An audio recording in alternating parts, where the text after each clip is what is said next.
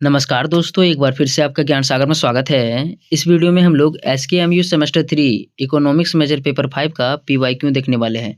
मतलब previous years question paper देखने वाले हैं। इसमें आपको पता चलेगा कि किस टाइप के प्रश्न आने वाले एग्जाम में, ठीक है? तो इस वीडियो को आप लोग देख करके जाइएगा। इसमें जो भी प्रश्न यहाँ पर दिया हुआ है, सभी का हम लोग आंसर भी देखेंगे। एकदम अच्छी तरह से इसका हम लोग नोट्स भी बनाए हैं, ठीक है? तो चलते हम लोग देखते हैं। सबसे पहले आप लोगों को इसमें 3 घंटे का समय मिलेगा एग्जाम लिखने के लिए और फुल मार्क्स इसमें 75 होता है, ठीक है? और जिसमें से आप लोग यदि 30 मार्क्स ले आएँगे तो पास हो जाएँगे, ठीक? तब हम लोग चलते हैं क्वेश्चन को देखते हैं।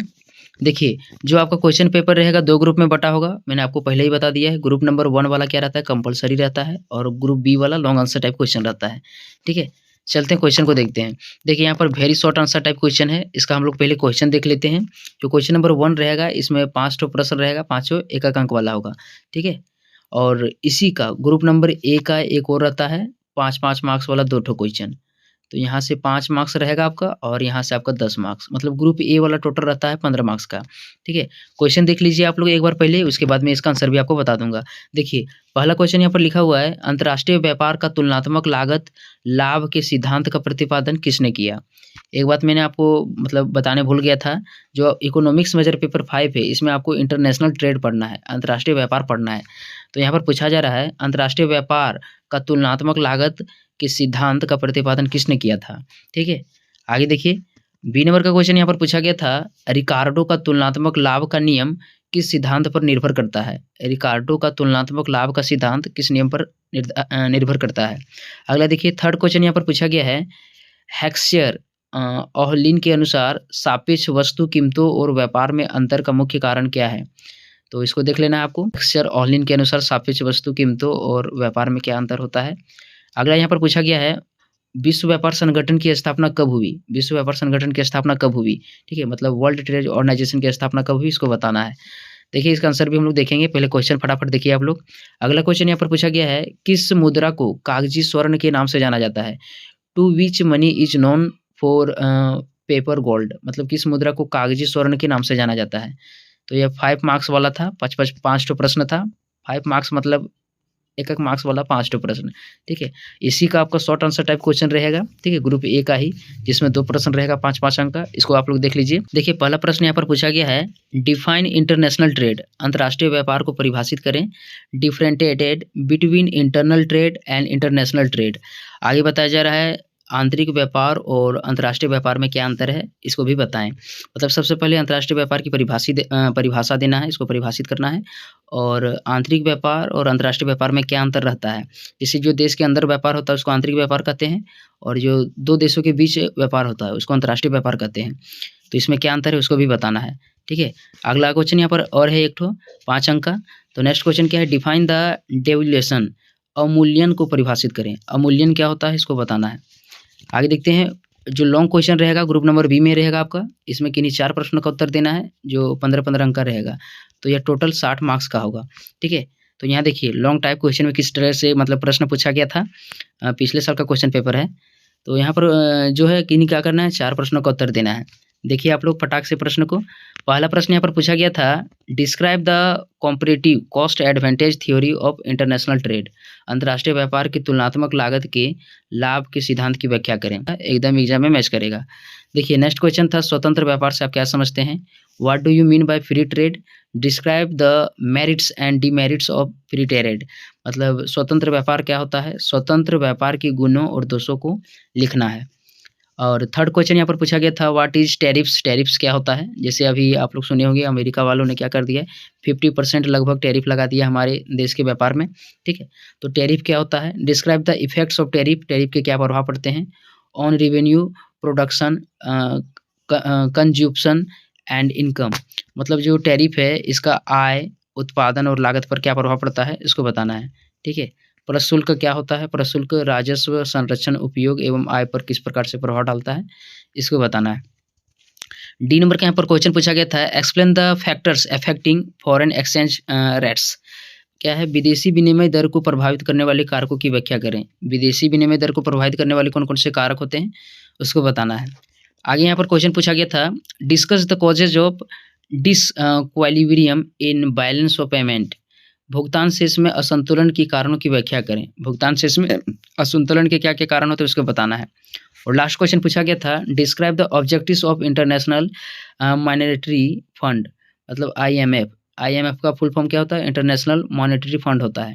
अंतर्राष्ट्रीय मुद्रा कोष के क्या-क्या उद्देश्य हैं इसको बताना था। तो यहाँ से आपको समझ में आ गया होगा कि क्वेश्चन पेपर में किस तरह से प्रश्न रहने वाले हैं। अब हम लोग जो भी क्वेश्चन पेपर देखे हैं इसका हम लोग आंसर भी देख लेते हैं। तो चलते अब हम लोग 1 मार्क्स वाले प्रश्नों को देख लेते हैं जो हम लोगों ने क्वेश्चन में देखा था। देखिए यहाँ पर 1 मार्क्स वाले प्रश्नों का उत्तर। यहाँ पर पहला प्रश्न था, अंतर्राष्ट्रीय व्यापार की तुलनात्मक लागत लाभ सिद्धांत को किसने प्रतिपादित किया था? तो इसका आंसर हो जाएगा डेविड रिकार्डो ने। अंतर्राष्ट्रीय व्यापार के तुलनात्मक लागत सिद्धांत को किसने प्रतिपादित किया था? डेविड रिकार्डो ने। अगला है, रिकार्डो का तुलनात्मक लाभ का नियम किस सिद्धांत पर निर्भर करता है? तो श्रम का मूल्य सिद्धांत या फिर अवसर लागत पर। देखिए यहाँ पर मैं आपको एक बात बताना चाह रहा हूँ। जैसे यहाँ पर क्वेश्चन पूछा गया था, अंतर्राष्ट्रीय व्यापार की तुलनात्मक लागत लाभ सिद्धांत को किसने दिया? ठीक है, तो इसका आंसर आपको यदि नहीं भी पता है तो पहले आप लोग क्वेश्चन देख लीजिए कि क्या-क्या क्वेश्चन दिया हुआ है। जैसे जस्ट नीचे ही एक और क्वेश्चन पूछ दिया गया था, रिकार्डो का तुलनात्मक लाभ का नियम किस सिद्धांत पर निर्भर करता है? तो इसका आंसर ही यहाँ पर दिया हुआ था। जैसे तुलनात्मक लागत लाभ सिद्धांत किसने दिया? तो यहाँ लिखा हुआ है रिकार्डो का तुलनात्मक लाभ का नियम, मतलब रिकार्डो ने ही दिया था। ठीक है, तो इस तरह से आप लोग पहले क्वेश्चन देख लीजिएगा, ये नहीं कि जो मन सो पहले लिख दें। यहाँ पर अगला है, रिकार्डो का तुलनात्मक लाभ का नियम किस सिद्धांत पर निर्भर है? तो श्रम का मूल्य सिद्धांत या फिर अवसर लागत पर। नेक्स्ट क्वेश्चन यहाँ पर पूछा गया है, हेक्सर ओहलिन के अनुसार सापेक्ष वस्तु कीमतों और व्यापार में क्या अंतर है? तो कारक संसाधनों में अंतर होता है, जैसे श्रम और पूंजी। ठीक है, नेक्स्ट यहाँ पर है, विश्व व्यापार संगठन किस वर्ष स्थिर हुआ था? मतलब किस वर्ष इसका मतलब स्थापना किया गया था? तो 1995 में। वर्ल्ड ट्रेड ऑर्गेनाइजेशन की स्थापना कब हुई थी? 1995 में। नेक्स्ट क्वेश्चन यहाँ पर पूछा गया है, किस मुद्रा को कागजी सोना के नाम से जाना जाता है? तो विशेष आहरण अधिकार एसडीआर, एसडीआर को मतलब जो है कागजी सोना के नाम से जाना जाता है। ठीक है, विशेष आहरण अधिकार। यह 1 मार्क्स वाला प्रश्न था। अब हम लोग जो था 2 ठो प्रश्न 5-5 मार्क्स वाला, उसको देख लीजिए। तो यहाँ पर पूछा गया था, डिफाइन इंटरनेशनल ट्रेड, अंतर्राष्ट्रीय व्यापार को परिभाषित करना था। आंतरिक व्यापार और जो अंतर्राष्ट्रीय व्यापार था उसमें भी अंतर आपको बताना था। ठीक है, तो यहाँ देखिए पूछा गया यहाँ पर, जब 2 या 2 से अधिक देशों के बीच वस्तु या सेवाओं का आयात निर्यात किया जाता है तो उसे अंतर्राष्ट्रीय व्यापार कहते हैं। अंतर्राष्ट्रीय व्यापार किसे कहा जाता है? जब 2 देशों के बीच में सेवाओं का आयात निर्यात होता है तो इसको अंतर्राष्ट्रीय व्यापार कहते हैं। आंतरिक व्यापार एक ही देश की सीमा के भीतर होता है। ठीक है, इसमें एक ही मुद्रा होता है। जबकि अंतर्राष्ट्रीय व्यापार 2 देशों के बीच होता है और अलग-अलग देशों में मुद्रा भी अलग-अलग होती है। इसमें सीमा शुल्क और नियम भी लागू होते हैं। ठीक है, तो एक बार आप लोग को अपने से पढ़ना है, जब 2 देशों के बीच में व्यापार होता है तो इसको अंतर्राष्ट्रीय व्यापार कहते हैं। आंतरिक व्यापार देश के अंदर होता है, अंतर्राष्ट्रीय व्यापार देश के बाहर होता है। आंतरिक व्यापार में एक ही रुपया चलता है, एक प्रकार का पैसा चलता है, और अंतर्राष्ट्रीय व्यापार में क्या होगा, अलग-अलग देशों से करेंगे तो वहाँ पर अलग-अलग के रुपये होंगे, पैसे होंगे। नेक्स्ट यहाँ पर था, डिफाइन डेवुलेशंस, अवमूल्यन को परिभाषित करें। तो इसको देख लीजिए आप लोग। अवमूल्यन वह स्थिति है जब सरकार या केंद्रीय बैंक देश की मुद्रा का मूल्य विदेशी मुद्राओं की तुलना में जानबूझकर के कम कर देता है। इसका मुख्य उद्देश्य निर्यात को बढ़ाना या बढ़ावा देना होता है, आयात को हतोत्साहित करना होता है, साथ ही साथ देश के भुगतान को संतुलित और सुधारना होता है। देखिए मैं आपको बता देता हूँ अवमूल्यन क्या होता है। जिससे क्या होता है, बहुत सारे लोग जो होते हैं विदेशों से, ठीक है, विदेशों से अपने देश में आयात करने लगते हैं, तो सरकार जानबूझ करके क्या कर देता है, अपना जो पैसा है इसका गिरा देता है। मतलब जब विदेशी वस्तु खरीदिएगा तो ज़्यादा आपको पैसा देना पड़ेगा, ठीक है, और यदि आप लोग अपना निर्यात करिएगा तो उससे आपको फ़ायदा मिलेगा। तो यही यहाँ पर हो जा रहा है, ठीक है, मतलब यदि डॉलर का दाम बढ़ रहा है और रुपये का दाम घट रहा है तो एक प्रकार का अवमूल्यन होता है। ऐसा इसलिए किया जाता है ताकि निर्यात बढ़े और आयात कम हो, ठीक है। आगे देखिए, अगला यहाँ पर है लॉन्ग क्वेश्चन। लॉन्ग क्वेश्चन देखिए जो 15-15 मार्क्स का रहेगा, किन्हीं 4 प्रश्नों का उत्तर आपको देना होगा, ठीक है, ध्यान रखिएगा। लॉन्ग क्वेश्चन में ग्रुप बी का क्वेश्चन है। तो यहाँ पर क्वेश्चन पूछा गया, अंतर्राष्ट्रीय व्यापार की तुलनात्मक लागत लाभ सिद्धांत की व्याख्या करें। तो किसने दिया था, तो रिकार्डो ने, ठीक है, डेविड रिकार्डो ने दिया था। तो हम लोग चलते हैं अंतर्राष्ट्रीय व्यापार के तुलनात्मक लाभ सिद्धांत को देखते हैं। सबसे पहले आपको क्या करना है, परिचय लिखना है। तुलनात्मक लाभ सिद्धांत का प्रतिपादन प्रसिद्ध अर्थशास्त्री डेविड रिकार्डो ने किया था। यह सिद्धांत अंतर्राष्ट्रीय व्यापार का आधार माना जाता है। अंतर्राष्ट्रीय व्यापार का आधार माना जाता है किसको, तो तुलनात्मक लागत लाभ सिद्धांत को। नेक्स्ट है सिद्धांत की व्याख्या। इस सिद्धांत को देखिए, इस सिद्धांत के अनुसार प्रत्येक देश को उसी वस्तु का उत्पादन में विशेषता प्राप्त करनी चाहिए जिसमें उसकी तुलना लागत अन्य देशों की तुलना में कम हो। कोई देश भले ही सभी वस्तुओं का उत्पादन कर सकता हो, फिर भी उसे उन्हीं वस्तुओं का उत्पादन करना चाहिए, जिनसे मतलब उन्हें अधिक अवसर या मतलब अवसर लागत कम हो। यहाँ पर मैं आपको बता रहा हूँ, जो ये सिद्धांत है तुलनात्मक लागत सिद्धांत, इसमें बताया जा रहा है कि आपको उन्हीं वस्तुओं का मतलब उत्पादन करना है। भले आप लोग कोई भी वस्तु उत्पादन कर लेते हैं, सभी वस्तुओं का उत्पादन कर लेते हैं, लेकिन उन्हीं वस्तुओं का उत्पादन करना है, जो अन्य देशों की तुलना में जल्दी आप लोग उत्पादन कर पाते हैं, ठीक है? और कम लागत में कर पाते हैं। तभी इससे आपको ज़्यादा लाभ मिलेगा, ठीक है? आगे निष्कर्ष देख लीजिए, तुलनात्मक लाभ सिद्धांत का निष्कर्ष क्या बोलता है? तो इस सिद्धांत से संसाधनों का सर्वोत्तम उपयोग होता है, उत्पादन बढ़ता है और व्यापार करने वाले सभी देशों को लाभ प्राप्त होता है, ठीक है? तो निष्कर्ष में इस प्रकार से आप लोग लिख सकते हैं। अब देखिए, बी नंबर का क्वेश्चन पूछा गया था, स्वतंत्र व्यापार से आप क्या समझते हैं? इसके गुण दोष बताइए। स्वतंत्र व्यापार क्या होता है और इसका क्या गुण है, इसमें क्या कमियाँ हैं, उसको बताना है। तो देखिए आप लोग स्वतंत्र व्यापार का अर्थ देख लीजिए। स्वतंत्र व्यापार वह व्यवस्था है जिसमें विभिन्न देशों के बीच वस्तुओं और सेवाओं का आयात-निर्यात बिना अधिक सरकारी प्रतिबंधों से किया जाता है। स्वतंत्र व्यापार मतलब ज़्यादा टैक्स आपको नहीं देना, कोई नियम कानून नहीं रहेगा, सीधा-सादी, ठीक है? इसमें कोई भी देश अपने वस्तुओं का आयात-निर्यात कर सकता है। आगे यहाँ पर है स्वतंत्र व्यापार के गुण, तो यहाँ देखिए इसको, स्वतंत्र व्यापार से उपभोक्ताओं को सस्ती और अच्छी गुणवत्ता वाली वस्तुएँ मिलती है, उत्पादन में वृद्धि होती है, अंतर्राष्ट्रीय प्रतिस्पर्धा से उद्योग अधिक कुशल बनते हैं। मतलब जब स्वतंत्र व्यापार होगा, तो कोई भी वस्तु, विदेशी वस्तु सस्ता में हम लोग को मिल जाएगा, क्योंकि उस पर वहाँ पर बीच में टैक्स नहीं लगेगा। बीच में टैक्स नहीं लगेगा तो कोई भी वस्तु सीधे हम लोगों के पास आएगा, ठीक है? आदमी के पास सीधे पहुँचेगा, तो इससे हमें लाभ पहुँचेगा और उत्पादन में भी मन लगेगा, ज़्यादा बिकेगा तो उत्पादन में भी मन लगेगा, मतलब कोई रुकावट नहीं होगा। आगे है स्वतंत्र व्यापार के दोष, तो विदेशी प्रतिस्पर्धा के कारण घरेलू उद्योग कमज़ोर हो जाता है, बेरोज़गारी बढ़ने लगती है और कमज़ोर देश विकसित देशों पर निर्भर हो जाते हैं। यहाँ पर बताया जा रहा है कि स्वतंत्र व्यापार हो जाए ना, तो जो विदेशी व्यापार होगा, वह हमारे छोटे-छोटे जो देश होते हैं, छोटे-छोटे जो देश के अंदर में उद्योग होते हैं, उसको प्रभावित करने लगेगा। क्योंकि कोई भी जो व्यक्ति होता है ना, सस्ती वस्तुओं को ज़्यादा पसंद करेगा। जो सस्ती वस्तुएँ होगी और अच्छा क्वालिटी का भी मिलेगा, तो वह क्या करेगा? विदेशी वस्तुओं को जल्दी खरीदेगा, क्योंकि विदेशी वस्तुएँ अच्छी क्वालिटी की रहती है। तो इसीलिए इसमें टैक्स लगा देते हैं, ताकि क्या होता है, यह थोड़ा महँगी हो जाए और देश की जो भी उद्योग है उसकी भी वस्तुएँ बिकने लगे, ठीक है? अब निष्कर्ष देखिए, स्वतंत्र व्यापार लाभकारी होते हुए भी संतुलन के साथ अपनाया जाना चाहिए। मतलब स्वतंत्र व्यापार को अपनाया जाना चाहिए। लाभकारी होता है, इसके बाद भी इसको अपनाया जाना चाहिए, ठीक है? तो इसको देख लीजिएगा, ठीक है? स्वतंत्र व्यापार से आप क्या समझते हैं, इसके गुण दोष बताइए। पढ़ लेना आपको एक बार, इसका पीडीएफ आप लोगों को ऐप में मिल जाएगा। नेक्स्ट है प्रशुल्कन क्या है? मतलब जो एक प्रकार से जो टैरिफ्स लगता है, वही प्रशुल्कन होता है। तो प्रशुल्क क्या है? राजस्व संरक्षण, उपभोग एवं आय पर इसके क्या प्रभाव पड़ते हैं, बताइए? तो देखिए सबसे पहले प्रशुल्क क्या होता है, टैरिफ क्या होता है? तो प्रशुल्क वह कर है जो सरकार आयात-निर्यात की जाने वाली वस्तुओं पर लगाती है। कोई भी वस्तु आ रहा है तो उस पर जो टैक्स लगाती है उसको क्या कहते हैं? टैरिफ कहते हैं। जैसे अमेरिका वालों ने हम लोगों पर लगा रखा है। आगे यहाँ पर है राजस्व पर प्रभाव। प्रशुल्क से क्या होती है, सरकार की आय बढ़ती है। तो जितना टैक्स लगाएँगे उतना पैसा आएगा सरकार के पास, जिससे विकास और जन कल्याण में महत्वपूर्ण भूमिका निभाती है। अगला है संरक्षण पर प्रभाव। यह घरेलू उद्योगों को विदेशी प्रतिस्पर्धा से संरक्षण प्रदान करती है।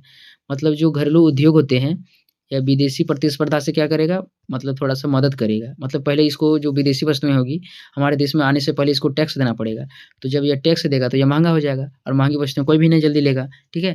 तो इससे जो घरेलू उद्योग होते हैं इसको मदद मिलता है विकसित होने में। आगे यहाँ पर है उपभोग और आय पर प्रभाव। तो प्रशुल्क यानी जो टैरिफ होता है, इससे विदेशी वस्तुएँ महँगी हो जाती हैं, जिससे उनका उपभोग घटता है और घरेलू उद्योग की जो आय है और रोज़गार है, इसके अवसर भी बढ़ते हैं, ठीक है? तो ये थर्ड प्रश्न था, सभी को आप लोग पढ़ लीजिएगा। टैरिफ क्या है? राजस्व संरक्षण, उपभोग एवं आय पर इसके क्या प्रभाव पड़ते हैं। इंग्लिश में आप लोग ध्यान रखिएगा टैरिफ क्या होता है, ठीक है? टैरिफ क्या होता है इसको ध्यान में रखिएगा, यही इम्पोर्टेंट है आप लोगों के लिए। नेक्स्ट है विदेशी विनिमय दर को प्रभावित करने वाली कारकों की व्याख्या कीजिए। तो इसको देखिए, विदेशी विनिमय दर कैसे प्रभावित करता है या प्रभावित करने वाले कौन-कौन कारक हैं। तो पहला है माँग और आपूर्ति, इसको देखिए फटाक से आप। विदेशी मुद्रा की माँग और आपूर्ति में परिवर्तन से विनिमय दर प्रभावित होती है। विदेशी मुद्रा की माँग और आपूर्ति में परिवर्तन से क्या होता है? विनिमय दर में प्रभावित होती है। नेक्स्ट है आर्थिक कारक। महँगाई दर, ब्याज दर, भुगतान संतुलन विनिमय दर को प्रभावित करते हैं। और नेक्स्ट है राजनीतिक नीतिगत कारक। राजनीतिक स्थिरता, सरकारी नीतियाँ और विदेशी पूँजी निवेश विनिमय दर को बदलाव लाते हैं। और नेक्स्ट है निष्कर्ष। इन सभी कारकों के कारण विदेशी विनिमय दर में उतार-चढ़ाव होता है। विदेशी विनिमय दर कहने का मतलब है, विनिमय दर क्या होता है? वस्तुओं का लेना देना, ठीक है, आयात निर्यात वाला ही। इसको कौन कौन प्रभावित करता है? तो कौन कौन प्रभावित करता है? पहला राजनीतिक और नीतिगत कारक, नेक्स्ट है आर्थिक कारक भी प्रभावित करता है, और मांग और पूर्ति, जिस प्रकार से मांग रहेगा उस प्रकार से विनिमय होगा, वस्तुओं का लेना देना होगा, ठीक है, या आपूर्ति होगा। तो इसको देख लीजिएगा, अपने से भी आप लोगों को पढ़ना है। नेक्स्ट यहाँ पर है भुगतान शेष में असंतुलन कारणों की व्याख्या करें। भुगतान शेष में क्या करना है? असंतुलन के कौन कौन से कारण होते हैं उसको बताना है। देखिए हम लोग यहाँ पर देखते हैं, भुगतान शेष किसी देश के आयात निर्यात तथा विदेशी लेन देन का लेखा जोखा होता है। जब भुगतान शेष में आय व्यय समान नहीं रहते हैं तो असंतुलन उत्पन्न हो जाता है। मतलब जितना भी हम लोग किसी देश से सामान खरीद रहे हैं, ठीक है, या जो भी उनको बेच रहे हैं, या इसका लेखा जोखाई क्या कहलाता है? भुगतान शेष कहलाता है, ठीक है। यदि लेना जो भुगतान शेष है यदि संतुलित नहीं रहे तो इसमें क्या हो जाता है? असंतुलन उत्पन्न हो जाता है, मतलब आय व्यय समान रहना चाहिए। अगला यहाँ पर है असंतुलन के कारण। जो भुगतान शेष है इसके असंतुलन के कौन कौन से कारण होते हैं? तो बहुत सारे कारण दिया हुआ है यहाँ पर, फटाक से देखिए आप लोग। पहला है आयात में वृद्धि और निर्यात में कमी। भुगतान शेष को क्या करता है? असंतुलन करता है। मतलब आयात हम लोग ज़्यादा करेंगे और निर्यात कम करेंगे तो इससे क्या होगा? हम लोग कर्जा में डूबेंगे, ठीक है। आगे यहाँ पर है औद्योगिक पिछड़ापन और कम उत्पादन। मतलब उद्योग बहुत कम है तो बहुत कम उत्पादन होगा, तो इससे भी क्या होता है? भुगतान शेष में प्रभाव पड़ता है। नेक्स्ट है महंगाई के कारण घरेलू वस्तुओं का महंगा होना। महंगाई के कारण जो भी हमारे घरेलू वस्तुएं होंगी देश के अंदर वाली वो सभी महंगी हो जाएगी। नेक्स्ट है जनसंख्या वृद्धि से क्या होती है? आयात बढ़ती है, मतलब इससे भुगतान असंतुलन होता है। नेक्स्ट है प्राकृतिक आपदाएं, जैसे भूखा बाढ़ बोलते हैं, सूखा बाढ़, इनके कारण भी क्या होता है? जो हमारा भुगतान शेष हो गया इसमें प्रभाव डालता है। राजनीतिक अस्थिरता, जैसे कभी-कभी युद्ध होता है तो इसके कारण भी प्रभाव पड़ता है। नेक्स्ट है विदेशी ऋण और ब्याज। विदेशी ऋण मतलब जितना विदेशी पैसा हम लोग कर्जा लेंगे इससे हमारा ब्याज भी बढ़ेगा। नेक्स्ट है विनिमय दर में परिवर्तन। विनिमय दर में परिवर्तन से क्या होता है? भुगतान शेष में बदलाव होता है या फिर असंतुलन होता है। तो ये सभी कारण थे। निष्कर्ष में आपको क्या लिखना है? इन कारणों से भुगतान शेष में घाटा उत्पन्न होता है जिससे देश की आर्थिक स्थिति कमजोर हो जाती है। तो ध्यान से एकदम अच्छी तरह से आपको इन सभी को नोट कर लेना है और पढ़ लेना है, ठीक है। आगे यहाँ पर है अंतर्राष्ट्रीय मुद्रा कोष IMF के उद्देश्य की व्याख्या करें। इंटरनेशनल मॉनेटरी फंड जो होता है अंतर्राष्ट्रीय मुद्रा कोष, इसके क्या उद्देश्य है उसको बताना है। देखिए यहाँ पर अंतर्राष्ट्रीय मुद्रा कोष IMF की स्थापना 1944 में की गई थी। इसका मुख्य उद्देश्य अंतर्राष्ट्रीय मौद्रिक सहयोग को बढ़ावा देना है। मतलब जो भी देश होते हैं उसको यह क्या करता है? एक तरह से फंड देता है, पैसा देता है, ठीक है। इसकी स्थापना कब हुई थी? 1944 में। आगे है IMF के प्रमुख उद्देश्य। क्या क्या उद्देश्य इनको देखिए। अंतर्राष्ट्रीय मौद्रिक सहयोग को बढ़ावा देना है, मतलब कोई देश को यदि पैसा चाहिए, विदेशी व्यापार में चाहिए, अभी जो भी चाहिए वो यहाँ इसकी सहायता करता है। नेक्स्ट है विदेशी विनिमय दर में स्थिरता लाना। विदेशी विनिमय दर में क्या करता है? जो उतार चढ़ाव होता है उसको मतलब समान बनाए रखता है। नेक्स्ट है सदस्यों को वित्तीय सहायता देना। जो इसके सदस्य होते हैं IMF के बहुत सारे सदस्य हैं तो इसको वित्तीय सहायता देता है, पैसा देता है। नेक्स्ट है भुगतान शेष की समस्या को दूर करता है। भुगतान शेष मतलब वही बताए थे कि जो आयात निर्यात होता है उसको संतुलित बनाए रखता है, उसकी समस्या को अच्छी तरह से बनाए रखता है। नेक्स्ट है अंतर्राष्ट्रीय व्यापार को प्रोत्साहित करना। अंतर्राष्ट्रीय व्यापार को यह क्या करता है? प्रोत्साहित करता है, जिससे अंतर्राष्ट्रीय व्यापार ज़्यादा होता है। नेक्स्ट है आर्थिक विकास में सहायता करना। आर्थिक विकास जो होता है किसी देश का रुक गया है तो यह पैसा देगा, इससे उसका बिल्डिंग सब रोड जो भी है सारा बनने लगेगा, ठीक है। नेक्स्ट है सदस्य देशों की आर्थिक सलाह। मतलब किस प्रकार से विकास करना है, किस प्रकार से पैसा कमाना है, ये सारा देता है सलाह। कौन देता है?